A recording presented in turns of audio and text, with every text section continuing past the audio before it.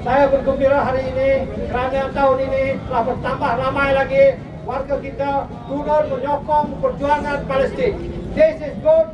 This is more than 2,000 people turn up today. Very good. Salut. Terima kasih. Allahu Akbar. Allahu Akbar. From the river to the sea. From the river to the sea. Malaysia harus bangkit bersama rakyat dunia. Hari ini adalah hari solidariti dengan rakyat Palestin. Perjuangan kita tidak akan berakhir sehingga pembebasan Palestin dari cengkaman Zionis dan Amerika Syarikat.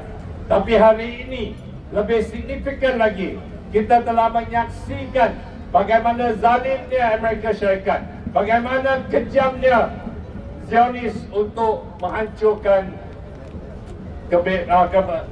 keamanan dunia. Itulah sebab hari ini kita bersama dengan rakyat Iran, rakyat Cuba, rakyat Afrika Selatan, rakyat China dan semua rakyat yang tertindas, kita harus bangkit bersama untuk lawan demi kemanusiaan. Ini tanda apa? Ini tanda mereka sangatlah pengecut. Pengecut, pengecut. Amerika pengecut. Pengecut, pengecut. Amerika pengecut. Mati Israel. Harus hancur Israel. Hidup Palestin. Hidup Iran. Hidup umat Islam. Dan kemenangan dunia dan di akhirat. Iran, Iran. Lenyapkan Amerika. Hadirin dan hadirat yang dirahmati Allah sekalian, hari ini kita berpuasa lapang dada dahaga. Marilah bersama-sama kita dengan rasa kemanusiaan, marilah bersama-sama kita melihat apa yang terjadi kepada dunia. Hari ini bukan kerana kita menyokong beberapa mazhab ataupun menyokong beberapa puak agama. Tidak, kita perlu mengetepikan isu mazhab, isu agama. Ini adalah isu kemanusiaan. Ini adalah isu kekejaman yang telah dilakukan oleh syaitan akbar Amerika. Para bos, para bos, para bos Amerika. Di kacamata Israel, di kacamata Amerika Syarikat, dia tak pandang pun Sunni Syiah ni tuan. Yang dia nampak Iran itu Islam. Kita pun Islam. Maka dengan itu wajib kita menentang Amerika Syarikat dan Israel kerana serangan mereka. Betul tak?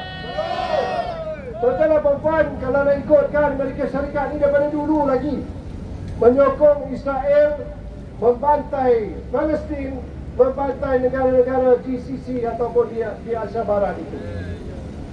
Tetapi kali ini di bawah kepimpinan Donald Trump, nampaknya luar biasa sokongan yang diberikan kepada Israel. Anda kena ingat, Amerika dengan Israel bukan berkuasa, bukan kuat sangat. Cuma kita lemah. Betul? Kita lemah dari segi apa? Kita berpecah. Itulah bukti yang sedang berlaku di negara-negara Arab. Kalau mereka bersatu, hancur Amerika, hancur Israel. Betul? Tetapi dia tak tahu. Dia ingat negara Arab saja tak bersatu sana. Itu pandangan dia. Tapi suruh dia datang turun sini, kita bersatu atau tidak? Okey, saya nak beritahu. Saya bukan Islam, saya bangsa Tamil. Saya rela pergi Gaza, mati sana untuk mereka. Anda ikut saya tak? Anda boleh ikut saya atau tidak?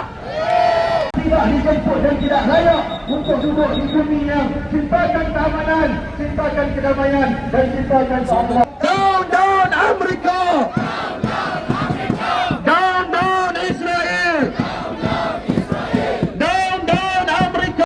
Dan kita lihat ada China, ada India, ada pelbagai bangsa dan agama di sini. Kerana ini bukan tentang agama Islam semata-mata. Ini adalah tentang manusia yang dibunuh, yang dicaci, yang dihina tanpa berberi kemanusiaan. Muhammad Rasulullah. La ilaha illallah.